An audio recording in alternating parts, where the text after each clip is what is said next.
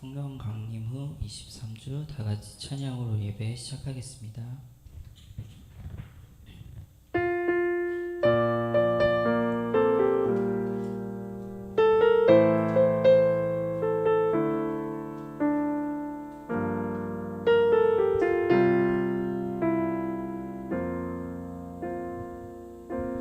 내 모습 이대로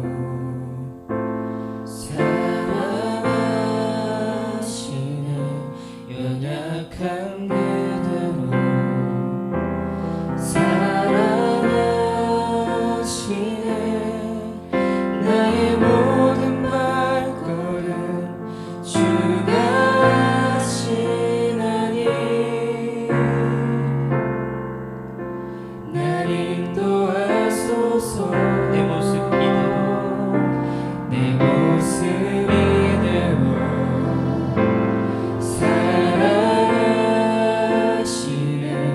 연약한 그대로 사랑하시네. 나의 모든 발걸음 주가 하시나니 날 인도하소서. 주의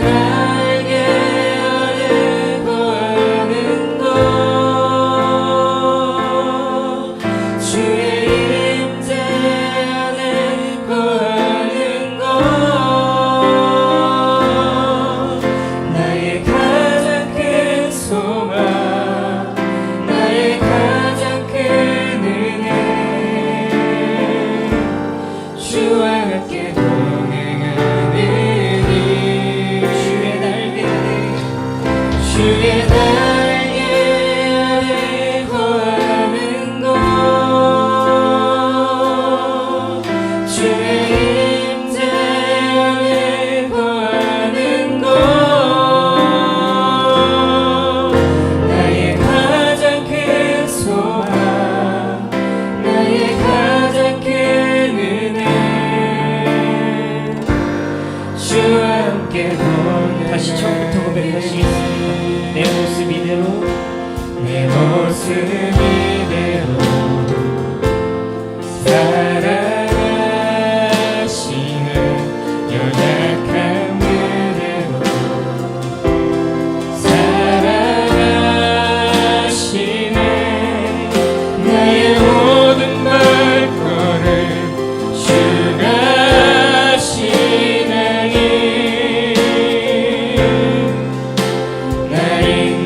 인도하소서. 주의 날개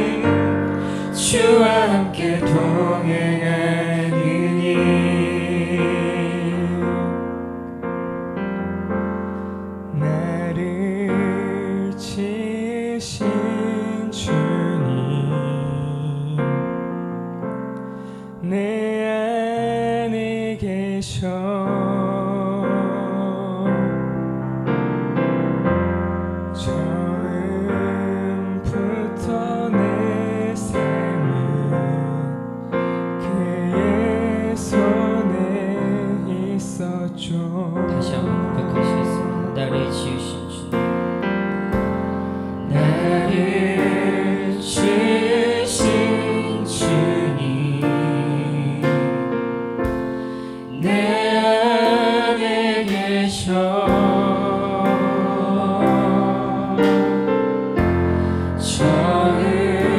처음부터 내 삶은 그의 손에 있었죠. 내 이름 아시죠? 내 이름 아시죠? 내 모든 생각도 내 흐르는 눈물 그가 닦아주셨죠. 그는 내 아버지 그는 내 아버지 난 그의 소유 내가 어딜 가든지 날 떠나지 않죠. 내가 어딜 가든지 날 떠나지 않죠.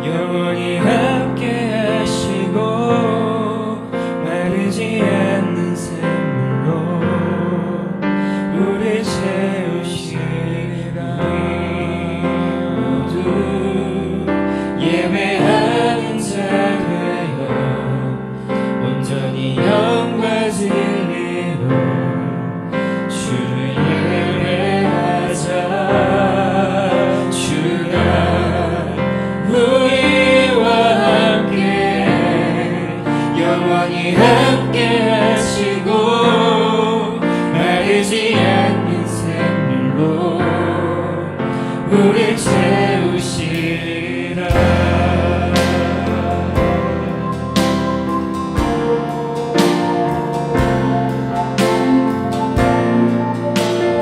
가사를 생각하시면서 더욱더 간절하게 찬양할 수 있습니다.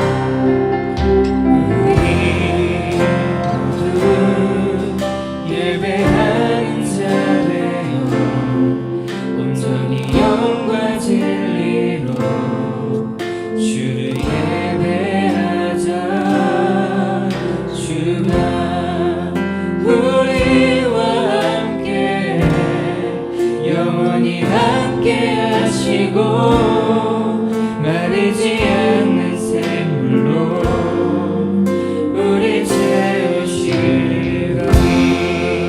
모두 예배하는 자 되어 온전히 영과 진리로 주를 예배하자. 주가 우리와 함께 영원히 함께 하시고 마르지 않는 샘물로 우리 채우시리라. 모두 예배하는 자 되어 온전히 영과 진리로 주를 예배하자. 주가 우리와 함께 영원히 함께 하시고 마르지 않는 샘물로 우릴 채우시리라. 소리 높여 외쳐드리겠습니다. 우리 모두 예배하는 자 되어 온전히 영과 진리로 주를 예배하자. 주가 우리와 함께 영원히 함께 하시고 마르지 않는 샘물로 우리 채우시리라. 모두 예배하는 자 되어 온전히 영과 진리로 주를 예배하자. 주가 우리와 함께 영원히 함께 하시고 마르지 않는 샘물로 우릴 채우시리라. 모두 예배하는 자 되어 온전히 영과 진리로 주를 예배하자. 주가 우리와 함께 영원히 함께 하시고 마르지 않는 샘물로 마지막으로 간절하게 우리가 모두 예배하는 자 되어 온전히 영과 진리로 주를 예배하자. 주가 우리와 함께 영원히 함께 하시고 마르지 않는 샘물로 우리 채우시리라. 모두 예배하는 자 되어 온전히 영과 진리로 주를 예배하자. 주가 우리와 함께 영원히 함께 하시고 마르지 않는 샘물로 우리 채우시리라. 통성으로 기도하시겠습니다. 할렐루야. 오늘도 주의 사랑과 은혜를 사모합니다. 하나님, 우리 안에 순종과 순응의 마음으로 하옵소서. 우리가 어찌나 하나님을 이해하고 알 수 있겠습니까? 말씀으로 교만하여 우리의 마음과 생각이 이해되지 않고 납득되지 않으면 하나님 말씀과 하나님 은혜를 따라갈 생각이 없습니다. 그래서 오늘도 주께 간구합니다. 온전히 주의 말씀 오직 하나님 한 분만을 의지하고 신뢰할 수 있도록 주를 경험하는 성도들이 되기를 소망합니다. 주를 만나고 주를 경험하고 그래서 이제는 하나님 아직은 다 이해할 수 없는 하나님의 말씀에도 순응하고 순종할 수 있는 주의 백성이 되기를 소망합니다. 오늘도 예배 가운데 주시는 말씀이 우리에게 분명히 자극을 주시고 우리의 삶의 변화를 꾀하실 텐데 순종하기 원합니다. 거길 순종하여 바로 그 순종의 자리에서 주님을 만나기를 소망합니다.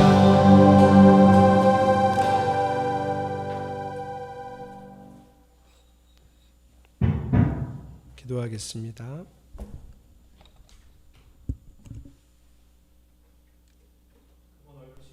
하나님, 주님의 보호하심과 은혜 아래 한 주를 살아가고 다시 예배의 자리로 인도하시니 정말 감사합니다. 아멘. 바깥으로는 여전히 코로나19가 기승을 부리고 있고 안쪽으로는 여러 내적인 문제로 고난을 겪는 많은 사람들이 있습니다. 하지만 주님을 사랑하고 신뢰하는 우리들은 풍랑을 잠재우신 주님의 모습을 알고 있습니다. 주님. 돌베개를 베고 자는 야곱에게 나타나 너와 함께 있고 어디로 가든지 너를 지켜주겠다고 하신 것을 잘 기억하고 있습니다. 아멘. 주님을 경외합니다. 주님의 보호하심을 경험하는 우리 성도들이 되게 하옵소서. 아멘. 우리 교회는 오는 11월부터 주일 오후 성경 공부와 금요 기도회를 시작합니다. 코로나로 인해 줄어든 예배만큼 우리 각자의 삶이 그 빈틈을 메꾸었습니다. 이제 다시 주님께 그 시간을 내어드리고자 합니다. 딱딱하게 굳어진 삶을 깨고 예배의 자리로 나아올 수 있도록 주님 우리에게 힘과 용기를 주시옵소서. 아멘. 깨어진 삶의 틈을 주님의 은혜로 가득 채울 수 있기를 기대합니다. 아멘. 이제 주님이 예비하신 말씀을 마주합니다. 주시는 말씀이 곧 나에게 주시는 말씀임을 믿고 받아들일 수 있도록 좋은 땅과 같은 마음을 주시고 우리의 눈과 귀가 열릴 수 있기를 간절히 소원합니다. 말씀 전하시는 목사님께 주님의 지혜와 총명을 부어주시고 그 가정에도 건강과 화평이 가득하길 소망합니다. 언제나 나와 함께 하시고 나를 지키시는 거룩하신 우리 주 예수님의 이름으로 기도합니다. 아멘. 아멘.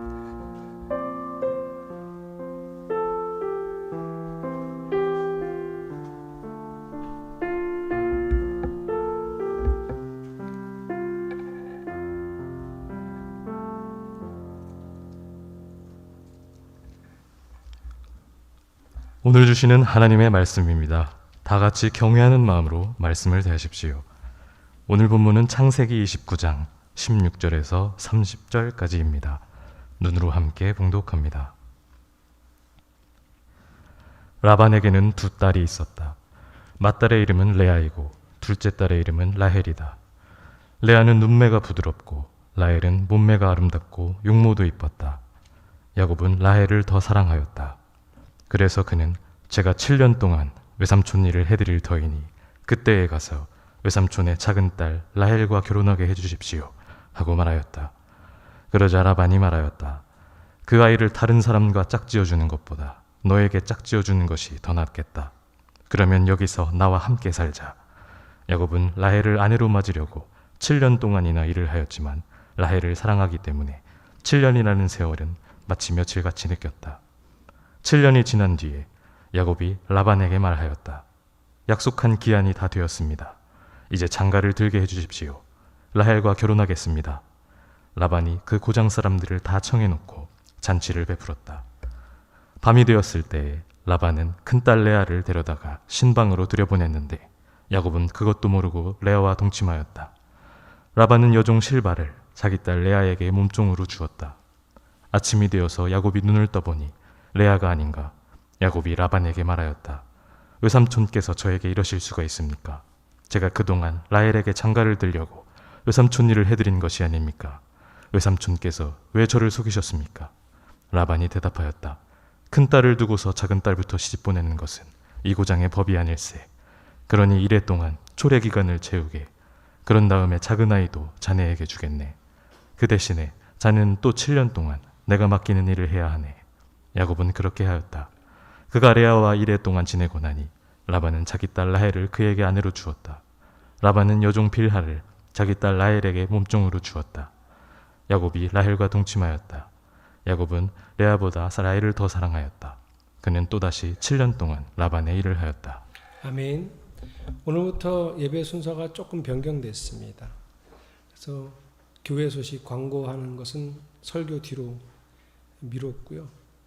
오늘 바로 말씀을 듣는데요. 이제부터 말씀을 들을 때 듣기 전에 우리가 예배 말미에 결단의 찬양에 불렀던 찬양을 함께 부르고 가사를 잘 마음에 새기고 오늘도 주시는 말씀을 내가 잘 바라보고 마음에 새기겠습니다 하는 마음으로 먼저 찬양하고 말씀을 나누겠습니다.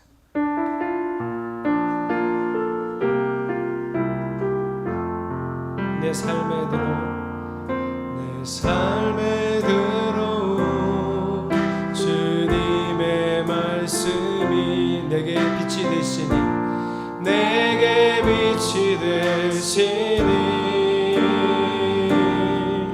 내 삶의 어두운 절망 가운데 소망 보게 하시네. 내 삶에 들어온 주님의 말씀 나를 인도하시니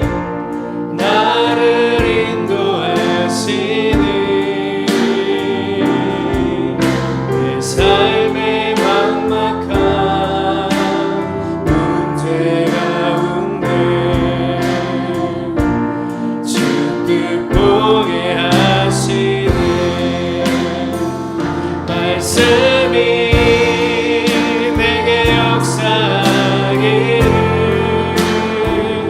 말씀이 내게 살아있기를 하나님 말씀을 듣겠나이다. 주님의 음성을 듣겠나이다. 아멘. 하나님 말씀을 듣겠나이다. 주님의 뜻대로 살겠나이다. 오늘도 하나님의 말씀이 여러분에게 역사하시고 또 여러분 안에서 현실이 되기를 축복합니다. 순종할 수 있겠습니까? 라는 말씀의 제목으로 은혜를 나누겠습니다. 저는 고등학교 1학년 때부터 교회를 다녔습니다. 교회를 다니긴 했는데 질문도 많았고 잘 믿지도 않는 학생이었습니다. 지금 생각해 보니 그래요. 나는 그때 왜 교회를 다녔지? 다시 생각해 보니 교회에서 만나드는 친구들이 참 좋았습니다. 성격도 좋고 뒤끝도 없고 애들이 아주 밝았습니다. 그래서 제가 교회를 다녔습니다. 교회는 다니다 보니 성경 공부 시간에 성경도 배워야 되고 설교도 듣습니다. 그런데 선생님이 가르쳐주는 말씀을 다 믿지는 않았습니다. 원숭이가 사람이 되었다는 과학책도 안 믿었지만 하나님이 말씀 한마디로 사람을 만들었다는 것도 안 믿었습니다. 양쪽이 다 뭐 말이나 되는 소리를 해야 제가 믿죠. 그래서 안 믿었습니다. 그래서 모든 의문들을 해결할 수는 없었지만 어느 날 목사님이 설교하시다가 우리가 하나님을 다 알고 이해하면 그분이 어찌 하나님이겠느냐 이런 말씀을 하시더라고요. 그래서 곰곰이 생각해 보니 그게 그런 것 같아요. 내가 하나님을 다 알면 그분이 하나님일 리가 없죠. 그래서 그날 목사님의 설교 말씀을 듣고 이제부터 교회를 다닐 때 내가 잘 이해가 안 되고 납득이 안 되는 건 그냥 묻어두고 믿을 수 있는 것들만 받아들이면서 교회를 다니자. 이렇게 하고 교회를 다녔어요. 그러다가 어느 날 또 목사님이 설교 시간에 이런 말씀을 하시더라고요. 믿음은 선물이다. 의미는 어떤 거냐면 우리가 믿으려고 해서 믿는 게 아니라 교회를 다니는 사람들이 하나님이 믿음을 주셔서 믿게 된다는 거예요. 그래서 믿음이 있는 건 하나님의 선물이지 내 능력과 내 힘이 아니라는 거예요. 그 목사님이 그 설교라고 믿음은 선물입니다. 그럼 성도님들이 아멘 하면서 은혜를 받는데 저는 그게 저한테는 은혜처럼 들리지 않는 거예요. 저한테는 되게 가혹한 말이었습니다. 왜냐하면 저는 그 선물이 없으니까, 안 믿어지니까. 대학에 들어갔습니다. 교회는 여전히 뭐 잘 이러쿵저러쿵 다니고 있었지만 좀 잘 믿어보고 싶었습니다. 진짜 믿어보고 싶었어요. 그래서 생물학과에 들어갔고 공부도 그런 걸 하다 보니 나름대로 나는 이해해야 믿는 사람이니까 과학적으로 접근을 해보자. 그래서 혼자 공부를 하고 모르는 건 선생님한테 여쭤보고 교수님도 이분저분 찾아다니면서 많이 물었습니다. 창조론은 과학적으로 증명할 수가 없고 그래서 진화론을 공부했습니다. 그리고 선생님들하고 공부하고 다시 질문하고 다시 피드백을 받으면서 진화론 자체가 엄청난 허구와 조작된 사실들을 엮어서 만들었다는 걸 알아내게 됐어요. 그래서 그때부터 하나님이 뭔가를 다 만드신 건 인정하고 하나님이 계신 건 인정하고 잘 믿어보자. 어떻게든 한번 잘 이해해보자. 이런 마음으로 교회를 다니다가 군대를 갔습니다.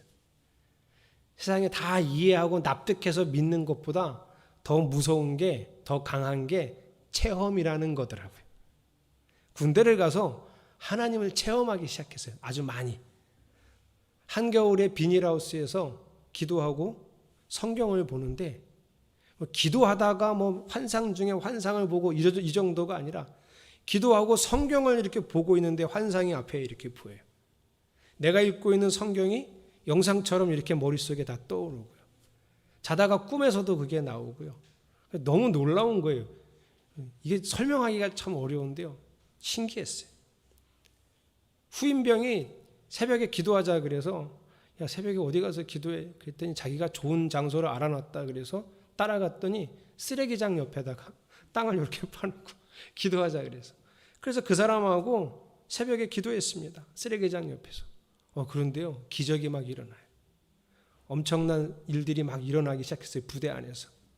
처음에 우리 셋이서 교회를 다니기 시작했는데 원래 교회 못 다니게 하는 부대였었는데 제가 제대할 때 중대 거의 대부분의 98% 이상이 교회를 다녔습니다. 새벽 2시에 저보고 새벽 기도 하자 그랬던 그 후임병이 사랑의 차날르기 운동하자 그래서 잠도 못 자고 사랑의 차날르기 운동하는데 가서 따뜻한 차 따라주고 전도를 하면 생전 처음 보는 다른 부대 사람이 눈물을 흘리면서 자기 이번 주부터 교회 나가겠다 이런 일들이 비일비재하게 일어나는 거예요. 기도하면 하나님이 바로 들어주세요. 부대에서 하나님이 살아계심을 계속 체험을 하는 거예요. 제가. 그러니 여전히 말씀은 이해가 안 되는 게 많았고 잘 안 믿어지는 것도 여전히 있었는데 무엇 하나는 분명했냐면 하나님은 확실하게 계세요. 다른 사람은 부정해도 나는 하나님이 살아계시다. 그냥 계신 정도가 아니라 살아계시다라는 걸 확신하게 됐어요. 뭐 매일 체험을 하니까, 매일 경험을 하니까. 저만 하나님이 다스려 주는 게 아니라 제가 기도하고 같이 기도하는 사람들이 같이 기도하면 부대의 모든 사람들을 이끌어 주시고 상황을 막 반전시키시고 이런 일들이 막 일어나는 거예요. 사병이 기도했는데 간부들이 움직이고 이런 일들이 일어나니까. 확실하게 믿게 됐습니다. 그 뒤로 제 믿음의 원칙을 제 마음속에 세웠어요. 우선 내가 이성적으로 말씀을 잘 이해하고 납득하고 받아들이기 어려워도 하나님의 살아계심을 나는 인정하겠다. 둘째, 그래도 최대한 그 말씀을 이해하고 받아들이도록 열심히 성경을 읽고 공부하겠다. 셋째, 내가 생각하는 세상의 윤리, 내가 생각하는 정의, 내가 생각하는 선 이런 것으로 하나님을 평가하지 않겠다. 이게 제가 세운 믿음의 원리. 예를 들면 성경을 읽다가 오늘 본문 같은 데인데요. 하란에서 야곱의 이야기가 시작됩니다. 여러분, 하나님은 일부 일처제를 원하실까요? 일부 다처제를 원하실까요? 몰라서 대답을 안 하는 걸까요? 질문이 너무 하찮은가요? 여러분 대부분 하나님은 일부 일처제를 원한다고 알고 계실 거예요. 그렇죠? 그런데 오늘 본문에서 야곱은 아내를 2명이나 얻습니다. 그런데 이제 조금 더 읽어가면요. 조금 있으면 4명 됩니다. 여러분 이게 하나님이 하신 일일까요? 우리가 하나님은 일부일처제를 원하신다는 걸 머릿속에 콱 박아놨어요. 하나님은 일부일처제를 원해. 우리의 원칙이 됐어요. 그러니 야곱에게 4명의 아내가 생긴 건 우리는 하나님이 하신 일이라고 절대로 받아들일 수가 없는 거예요. 어떻게 하나님이 일부일처제를 원하는 하나님이 4명의 여자를 아내로 맡게 하셨겠는가? 그럼 스스로 질문하는 거예요. 그럼 왜 4명의 여자랑 결혼했지? 야곱은? 그거는 라반, 야곱, 라헬, 레아 이런 사람들의 욕심과 허영과 시기가 빚어낸 참상이다. 이렇게 말하고 싶은 거예요. 왜요? 하나님은 일부일처제를 원하시거든요. 그럼 그 다음 질문이 생겨요. 야곱은 그렇게 해서 4명의 아내로부터 12명의 아들을 얻습니다. 그리고 그 12명의 아들이 이스라엘의 12지파를 이루는 근간이 됩니다. 그러면 4명의 아내를 통해서 12명의 아들을 주신 건 하나님의 뜻이었을까요? 여기서는 12명은 하나님 뜻인 것 같은데 하필이면 그 12명을 4명의 아내가 줬으니 이거를 하나님 뜻이라고 하기도 그렇고 아니라고 하기도 그렇고 헷갈리기 시작하는 거예요. 저는 어떻게 하기로 했다고요? 하나님 그렇게 깊이 체험하고 나서 하나님이 야곱에게 4명의 아내를 주시기로 마음 먹으셨다면 안 되나? 그게 안 되는 건가? 내 생각에 하나님은 일부일처제를 원칙으로 세우셨으니 하나님이 스스로 세운 원칙을 하나님이 깰 수 있느냐? 그러면 안 되나? 하나님이 그러면 안 되겠지, 여러분.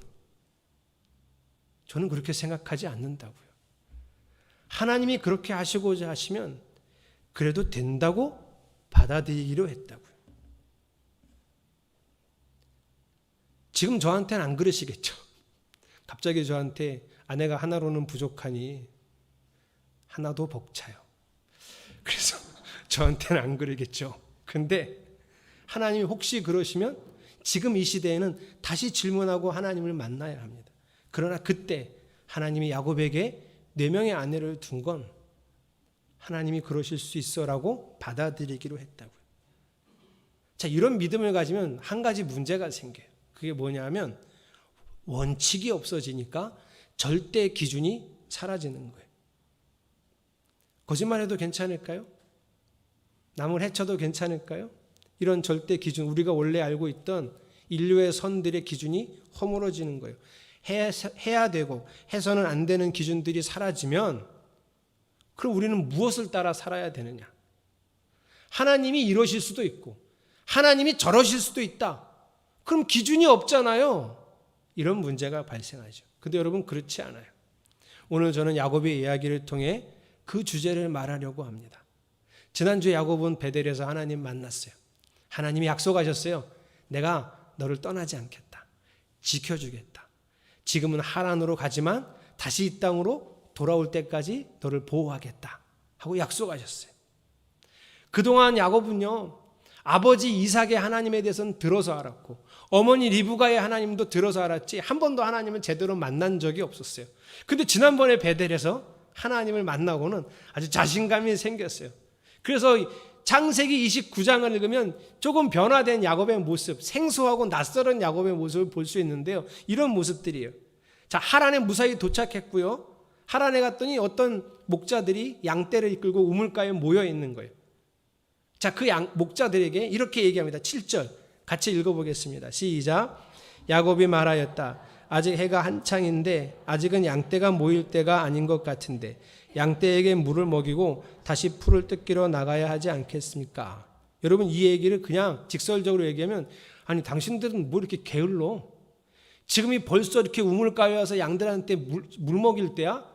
지금 계속 다니면서 양들에게 풀을 먹이고 저녁 어스름이 돼서야 물 먹이고 돌아가는 거지. 뭔 벌써 한낮인데 벌써 여기 우물가에 와서 이렇게 쉬고 있어. 뭐 이렇게 게을러? 이런 얘기예요. 그러니까 이 너무 당찬 야곱의 말에 이 목자들이 이렇게 서슬퍼런 야곱의 말에 이렇게 막 주눅이 들어서 뭐라고 대답하냐면 우리는 저기 우물 어귀에 있는 저 큰 돌을 굴리기가 어려워서 여러 명 모여서 이렇게 굴리면 그제서야 다 같이 물 먹이고 그리고 우린 또 가. 아주 이게 애매모호한 대답을 하는 거예요. 자, 그렇게 대답하고 있는데 그 목자 중에 한 사람이 저기 라헬이 오네. 라헬이 양떼를 끌고 오네. 저 라헬이 당신이 찾던 그 라반의 딸이야. 야곱은 바로 그 자리에서 외사촌인 라헬을 만나게 된 거예요. 자, 야곱이 그 라헬을 보자마자 10절 11절을 보면 자기가 직접 가서 혼자서 그 돌을 굴려서 라헬의 양떼에게 물을 먹여요. 여러분, 그 사람들이 왜 거기 모여 있었죠? 함께 돌을 굴리고 같이 양떼들에게 물을 먹이는데 어떻게 먹일까요? 순서가 먼저 온 목자들부터 자기 양떼에게 물을 먹이겠죠. 근데 이 순서도 필요 없어요. 야곱은 지금 아주 당차요. 자기가 돌을 굴리고 자기가 물을 길어서 라헬의 양떼에게 순서도 상관하지 않고 먼저 먹이는 거예요. 아주 낯선 야곱이에요. 야곱이 이런 모습을 보인 적이 없었거든요. 하나님을 만나고는 조금 당차지고 자신감은 생겼던 것 같아요. 어쨌든 야곱은 이렇게 하란에 도착했고 이렇게 놀랍게 빨리 자기가 찾던 라반 외삼촌의 가족을 만났습니다. 라헬의 집에 들어가서 아버지에게 얘기하니 라반이 나와서 야곱을 맞이해서 이제 라반의 집에 들어가 살게 됩니다. 여러분, 하나님의 약속을 지키시고 계시죠? 야곱이 이렇게 쉬운 방법으로 라반의 집을 찾는다는 건 하나님의 은혜입니다. 약속을 지키시는 하나님을 믿으시기를 바랍니다. 여러분, 누구에게 약속을 지키실까요? 약속을 기억하는 사람이에요. 우리가 하나님 말씀을 듣고 알고 있지만 우리가 다 알죠? 하나님은 약속을 지키신다. 우리가 믿잖아요. 근데 왜 그 약속을 지키시는 하나님을 경험을 못하냐 하면 야곱처럼 믿지 않기 때문이에요. 알고만 있어요. 하나님은 약속을 지키신다. 약속을 지키시는 하나님을 여러분이 믿어서 지키시는 약속의 역사를 여러분 체험하시기를 축복합니다.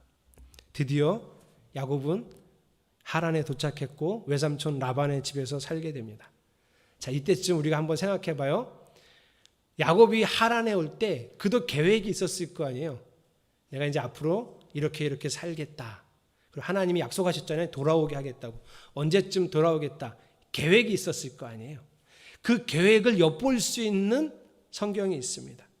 먼저 15절을 보면 라반이 한 달쯤 지나서 조카인 야곱한테 네가 우리 집 일 해주니까 좋기는 한데 그래도 보수는 줘야 되지 않겠니? 보수 얼마나 줄까? 이렇게 물어봤어요.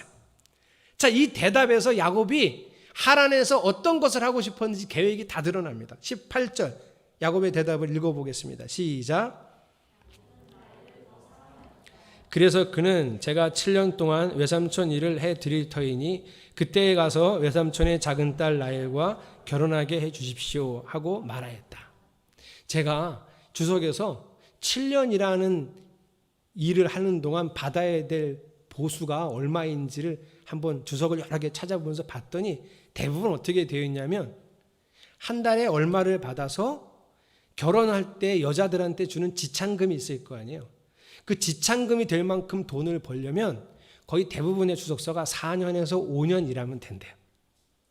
4년에서 5년 일해서 돈을 모으면 결혼할 수 있는 지참금 마련이 된대요. 그런데 지금 야곱이 몇 년 불렀죠? 7년 불었어요. 그럼 자기 임금을 대폭 삭감한 거잖아요. 왜 7년을 불렀을까? 한 가지 이유가 있어요. 야곱은 가나안 땅으로 다시 돌아가는 게 목적이에요. 근데 지금 왜 못 돌아가냐면 형 에서가 아주 그냥 화가 엄청 났어요. 자기를 죽이겠다고 했어요. 그럼 언제까지 기다려야 돼요? 형의 마음이 분노가 가라앉을 때까지 기다려야 돼요. 그거를 야곱이 몇 년 잡은 거예요? 7년 잡은 거예요. 이게 야곱의 첫 번째 계획. 내가 7년 정도만 기다리면 집에 돌아갈 수 있겠다. 하란에 가서 7년만 견디자. 이게 야곱의 첫 번째 계획. 또 두 번째는 아버지 이삭과 리브가가 하란으로 야곱을 보내면서 꼭 하라고 한 게 있어요. 그게 뭐냐면 외삼촌 집의 딸들 중에 아내를 얻어라.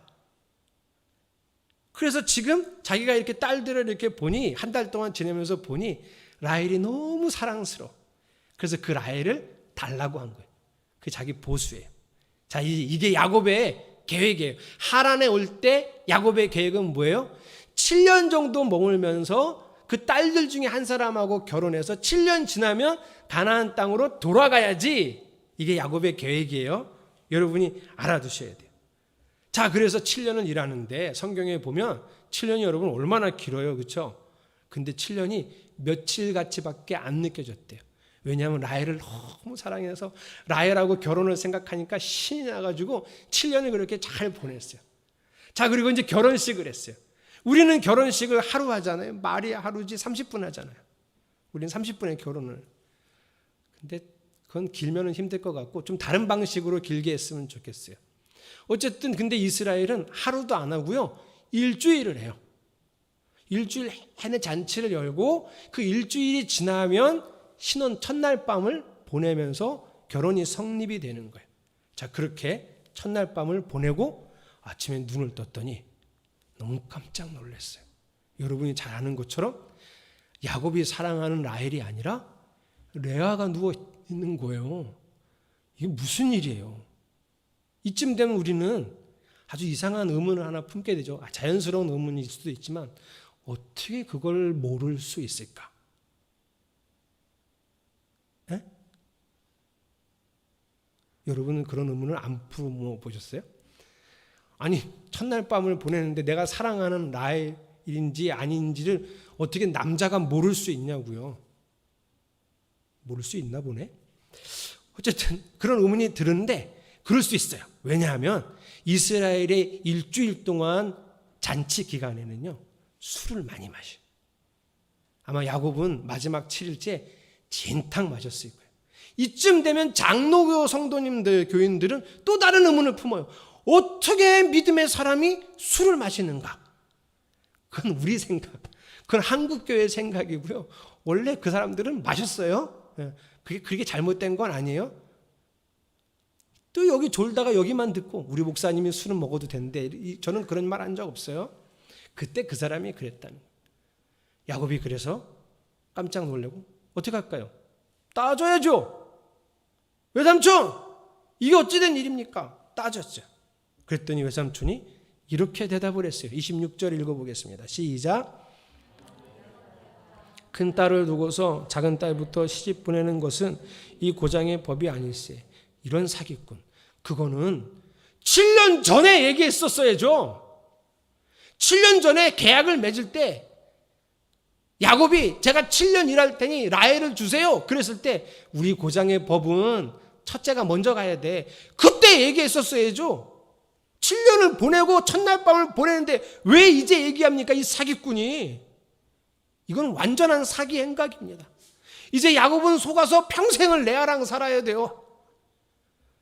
가슴이 허물어지는 순간이에요.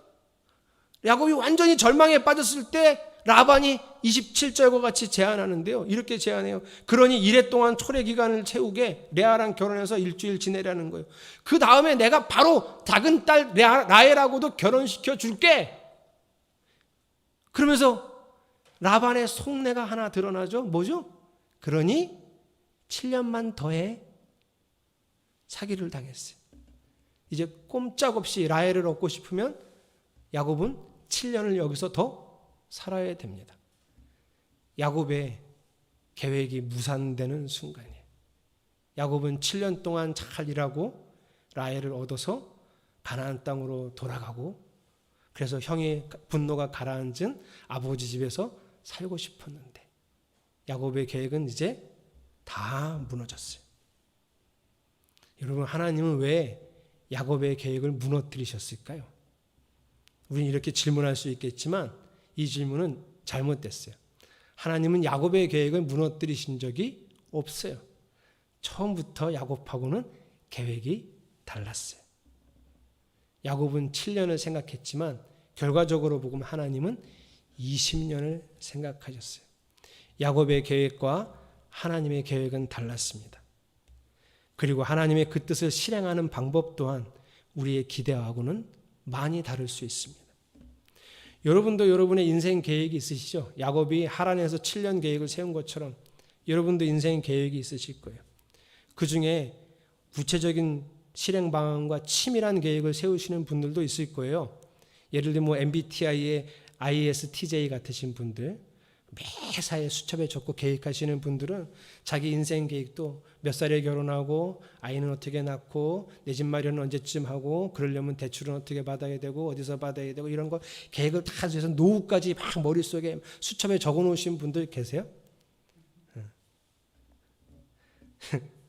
그렇게 세워놨는데 내가 계획을 세워놨는데 하나님이 도저히 납득이 안 되는 방법으로 여러분을 이끌어 가신다면 여러분은 그때 순종할 수 있겠습니까? 내가 이렇게 치밀하게 계획을 다 세워놨는데 하나님의 생각은 다른 데 있으면 그때 여러분은 순종할 수 있겠어요? 야곱은 순종한 게 아니라 억지로 끌려갔습니다. 뭐 상황이 어떻게 자기가 할 수 없어요. 자기 혼자 호롤단신 하란에 와 있는 거라 도와줄 사람도 없고 법적으로 해결할 수도 없고 그냥 이대로 끌려가야 돼요. 근데 우리는 이대로 안 끌려갈 수도 있거든요. 그래서 제가 여러분한테 묻는 거예요. 여러분 순응하고 순종할 수 있겠습니까? 제가 예상해 보건대 내가 생각하는 방법, 하나님다운 하나님스러운 방법이 아닌 방법으로 하나님이 우리를 이끄신다면 우리 중에 수많은 사람들이 절대 따라가지 않을 거예요. 이해가 안 되니까. 그러면서 그럴 거예요. 아니 하나님이 그러실 리 없다고. 내가 알고 있는 하나님이시라면 절대 그렇게 일하지 않는다고. 도대체 납득이 안 된다고. 하나님이 아니야. 이건 마귀의 짓이야. 이러면서 절대 따라가지 않을 거예요. 성경에서는 이렇게 납득이 되지 않고 이해되지 않는 하나님의 말씀에 순종하는 사람을 뭐라고 하냐면 성령 충만한 사람, 믿음의 사람이라고 합니다. 그래서 오늘 여러분에게 제가 설교 초반에 제안한 것처럼 하나님이 정말 이해할 수 없는 방법으로 나를 이끄실 때 나는 어떻게 순종할 수 있는 사람이 될까를 얘기하려고 합니다. 그거는 작은 순종을 통해서 하나님을 경험하는 방법밖에는 없어요.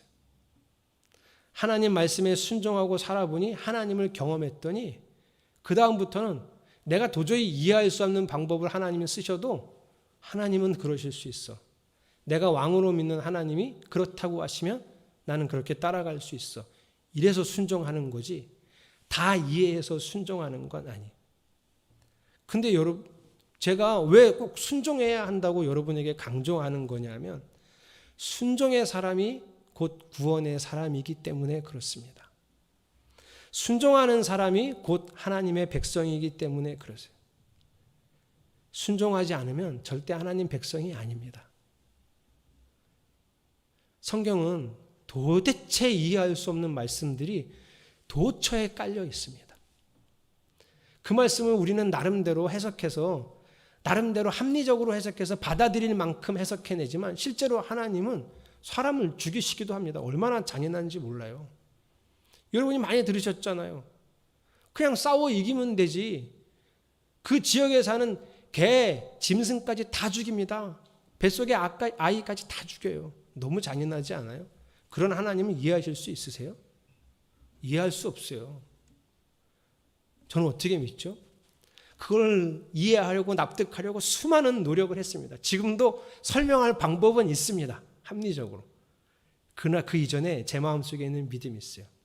하나님에게는 다 이유가 있어.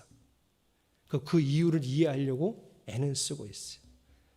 여러분, 우리가 왕으로 영접한 하나님은 우리가 이해할 수 없는 방법도 사용하십니다. 정말 이 사실을 반드시 믿으시기를 축복합니다. 우리가 영접한 왕이신 예수님은 우리가 이해할 수 없는 방법을 사용하세요. 그건 우리의 주인이시고 왕 되신 그분의 뜻이고 그분의 마음입니다.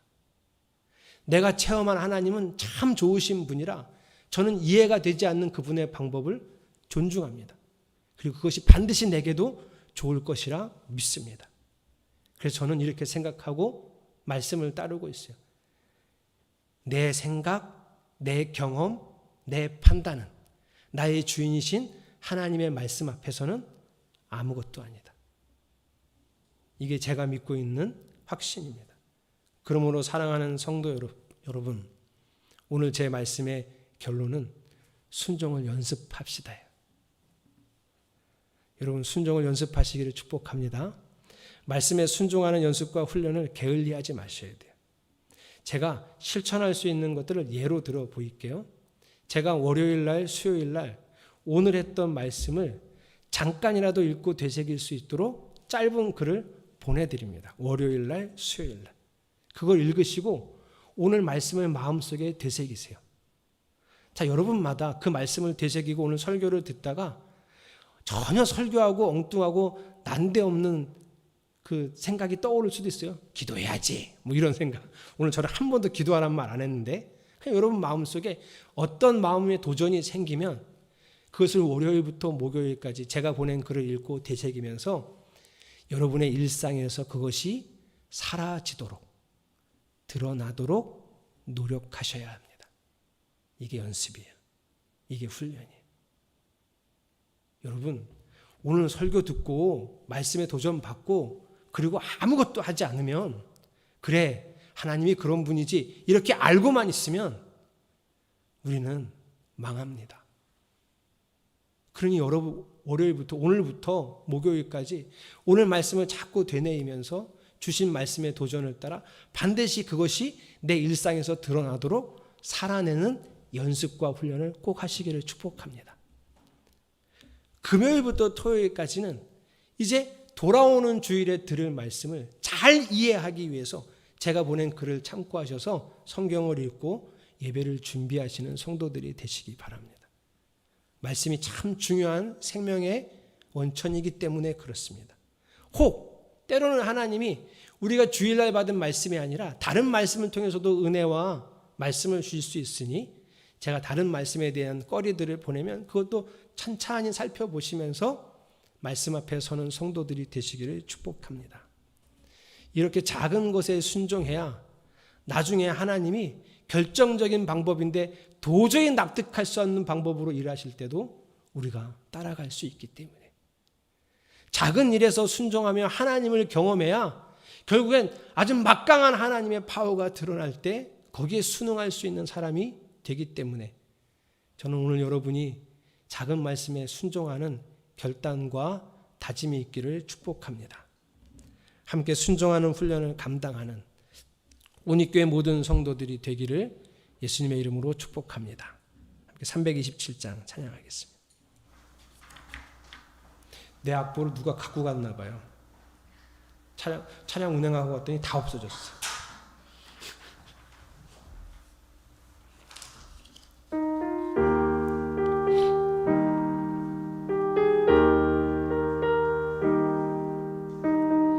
우리의 삶을 제단에 올려진 제물처럼 드리겠습니다 하는 마음으로 찬양합시다. 주님 주실 화평 믿음 얻기 위해 너는 정성 기도했나. 주의 제단 앞에 모두 바치기 전 복을 받을 줄 생각나라. 주의 제단에 삼제사 드린 후에 주 내 맘을 주자니 주의 뜻을 따라 그와 동행하면 평생 논란을 누리. 주의 제단에 산제사 드린 후에 주의 제단에 산제사 드린 후에 주 내 맘을 주자니 주의 뜻을 따라 그와 동행하면 영생 복락을 누리. 3절 주의 제단 앞에 모두 바친 후에 주의 제단 앞에 모두 바친 후에 주 온전 상위네. 주님 크신 기쁨 또한 그의 사랑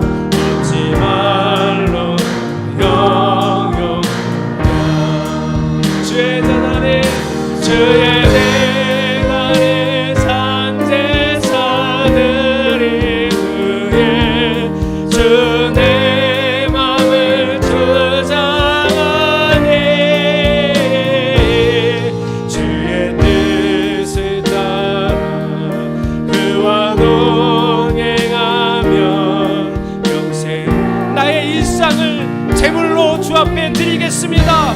주의 제단의 산제사, 주의 제단의 산제사 드린 후에 주 내 맘을 저장하니 주의 뜻을 따라 그와 동행하며 영생 복락을 우리 말씀 기억하면서 다짐하며 기도하겠습니다. 하나님 주신 말씀을 내 마음에 새기고 받습니다. 하나님이 원하시는 그 뜻을 따라 살아가기 원합니다. 때로는 하나님이 내가 이해할 수 없는 방법으로 나를 이끌어 가셔도 하나님의 말씀에 순종하며 순응하며 살기 원합니다. 그래서 하나님 지금부터 우리는 작은 순종에 연습하고 훈련하는 사람이 되기를 원합니다. 하나님 오늘도 주신 말씀을 내 마음에 새기고 그 말씀을 듣고 그 말씀을 생각할 때 주셨던 도전을 따라 우리의 일상을 바꾸고 주 앞에 드릴 것입니다. 기도하라고 하면 기도하고 사랑하라고 하면 사랑하고 인내하고 섬기라고 하면 인내하고 섬기는 순종의 모습을 따라갈 것입니다. 이렇게 순종하는 연습을 하여 주님이 내가 납득할 수 없는 방법으로 나를 이끌고자 하실 때에도 그 말씀에 순종할 수 있는 믿음의 사람, 주님과 인격적인 관계를 맺고 있어서 주님과 인격적인 관계를 늘 갖고 있어서 그 말씀 하나님을 신뢰하고 의지하며 그 말씀을 따라갈 사람으로 서기 원합니다. 우리 성도들과 제가 순종을 연습하겠습니다. 우리 성도들과 제가 순응을 연습하겠습니다. 훈련하겠습니다. 게을리하지 않겠습니다. 그 말씀을 따라 살아갈 때 믿음의 역사, 말씀의 역사, 생명의 역사가 능력이, 기적이 우리의 삶에서 드러나 우리 모두가 하나님을 경험하는 성도들이 되게 하여 주시옵소서. 우리의 삶은 일상을 주께 드리겠습니다. 주의 제단에 산제사 드린 후에 주 내 맘을 저장하니 주의 뜻을 따라 그와 동행하며 영생 복락을 누리겠네. 할렐루야.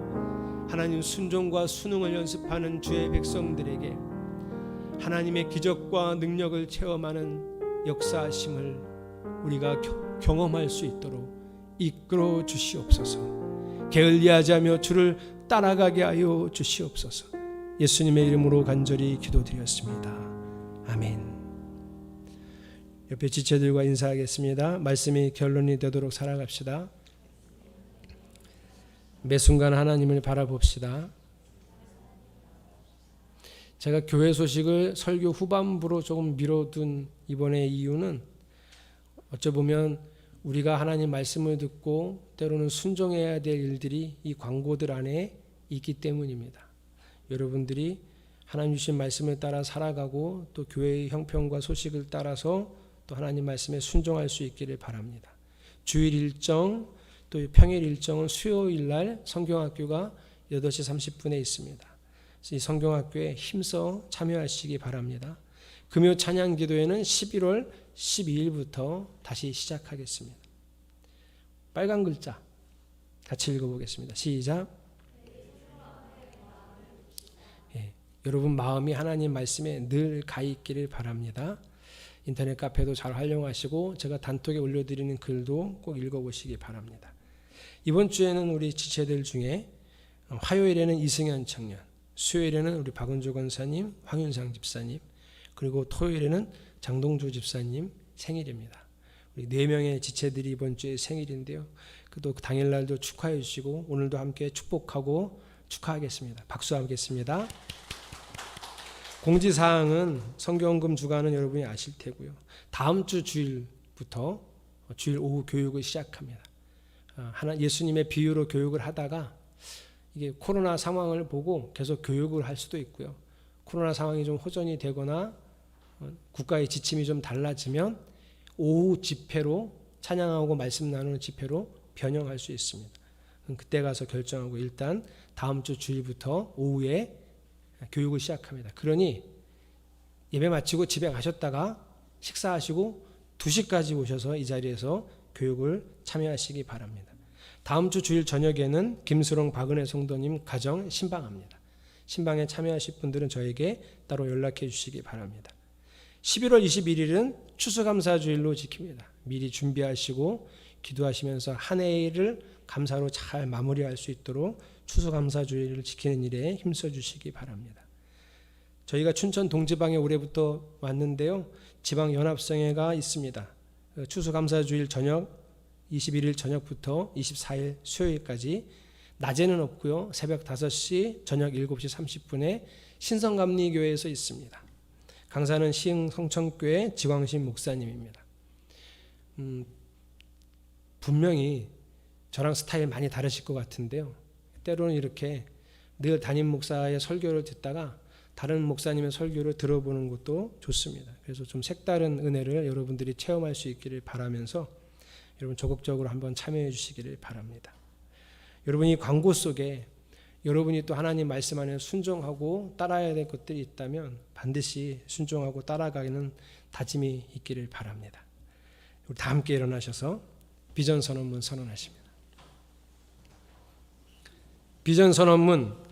온익교회는 온 마음을 다하여 하나님을 사랑함으로 삶을 드리는 참된 예배의 삶을 살아가고 말씀을 통해 배우고 익힌 참된 진리를 삶으로 증거하며 하나님 나라를 이루어가는 믿음의 공동체입니다.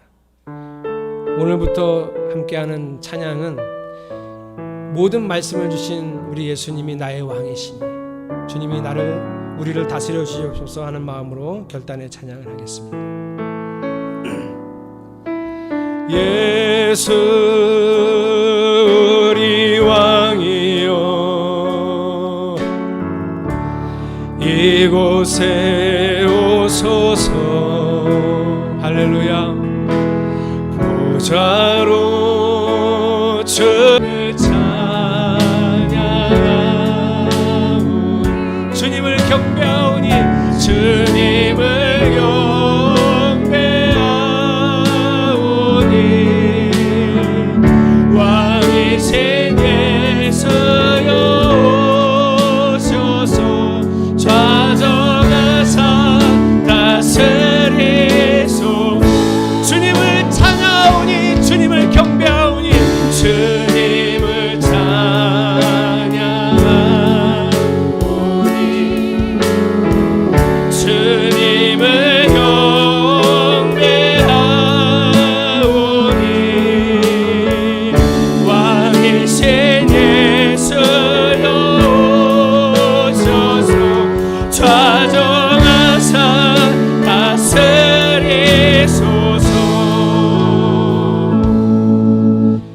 이제는 우리를 사랑하셔서 아들을 보내신 성부 하나님의 사랑하심과 복음을 이루어 구원하시려고 자신을 내어주신 예수 그리스도의 은혜와 말씀을 깨닫게 하시고 결단하여 순종할 수 있는 능력을 주시는 성령의 역사하심이 주님만을 왕으로 영접하는 모든 성도들의 머리 위에 이제로부터 영원토록 함께 하시기를 간절히 축원하옵나이다. 아멘.